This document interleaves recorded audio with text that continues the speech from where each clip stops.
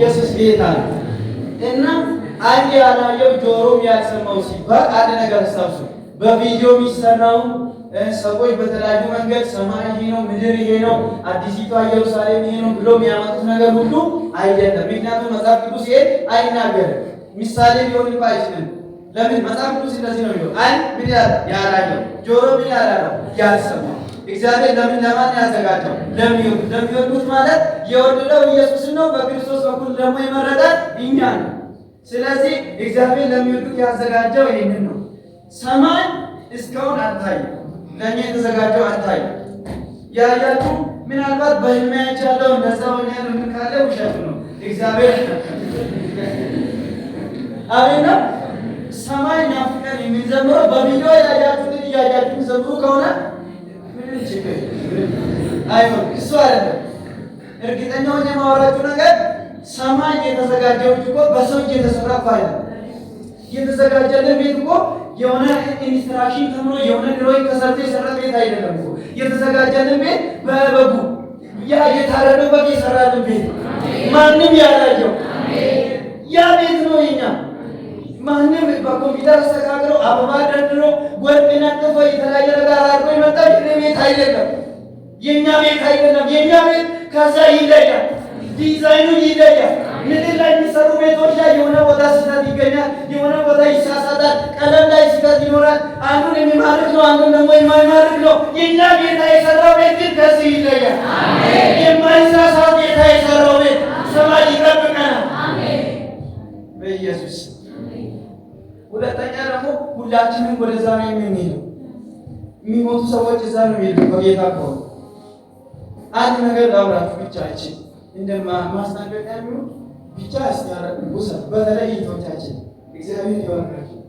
ለቅሶ ቤት ምስታሸግሩ ካልገቡ ምትሉ በኢየሱስ ካልገቡ ምትሉ ድኖ የሞተው ከየት ልብስ ለብሳችሁ የምታለቅሱ ጌታ ይባርካል። አታልቅሱ። ጌታ በጌታው ነው የደረሰው እኮ በጣም የተደራደረ ቦታ ነው። ኢየሱስ ጋር ነው። ካልገቡ አትበሉ። የራሳችሁ ጊዜ ይደርሳል፣ ትገባላችሁ።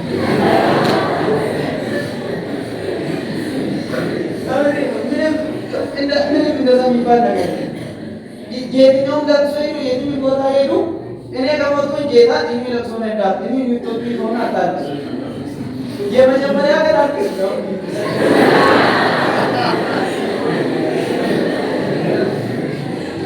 ከሚያዝሙ ከማዘን ስላለብን አታፍ ማልቀስ ተገቢ ነው።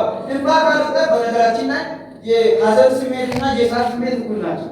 የደስታ ስሜትና የሀዘን ስሜት አረ አሁን ለምሳሌ አንድ ሰው በጣም እየሳቀ ከሄደ ምን ያደርጋል? ፌንት ያደርጋል። አንድ ሰው በጣም እያለቀሰ ሲሄድ ምን ያደርጋል? ፌንት ያደርጋል። እኩል ናቸው ውስጣቸው የተሰማው ስሜት። በጣም ያለቅስም ሰው እንባ ይወጣል። በጣም የሚስቅ ሰው ምን ይወጣል? እንባ ይወጣል። ውስጣቸው የተሰማው ግን አንድ ነው አይደለም። እኩል ናቸው። እኛ ላይ የሚከሰቱ ነገሮች እኩል ናቸው። እባካችሁ ለቅሶ ቤት አታስቸግሩ። ዘምሩ፣ ማራናታ በሉ በጌታ ከሆነ እና አንድ ነገር ደግሞ በጣም አልቅሳችሁ ምናልባት ያዳነ ስለሆነ ነው በጣም ያለቀስኩት ካላችሁ ደግሞ ጓደኞቻችሁ አሉ፣ እናንተ ጎን ያሉ አሉ። ይሄ መንግስት ማይወርስ ለዚህ መንግስት መታረቅ አለበት ብላችሁ ለማልቀስ የተዘጋጃችሁ ያላችሁ ሰዎች አላችሁ። ተናገሩበት። ጌታ ይወዳል።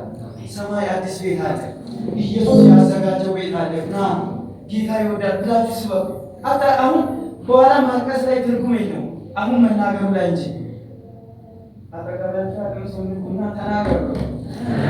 አጠገብ ያለ ሰው ካለ ጌታ ይወዳል በሉ። ኢየሱስ ጌታ ነው። ሃሌሉያ ሃሌሉያ። ጌታ ሰማይ ቤት እንደተዘጋጀ ሐዘን የሌለበት አሁን ከእንግዲህ ወዲህ ምን አይሆንም ይባላል አለ። እሱ በምድር ላይ አይሰራም፣ ከእንግዲህ ወዲህ ይሆናል። የትኛውም ኮንፈረንስ አውጣ፣ የትኛውም ጋር ለጥፍ፣ ከእንግዲህ ወዲህ መከራ ይሆናል። አይሆንም እንዴ? ይሆናል። ያ ቃል የተጠቀሰው ለማን ነው? ለሰማይ ቤት ነው። ምድር ላይ ከአንዱ ወደ አንዱ ትሻገራለህ እንጂ የሚያበቃ መከራ የለም።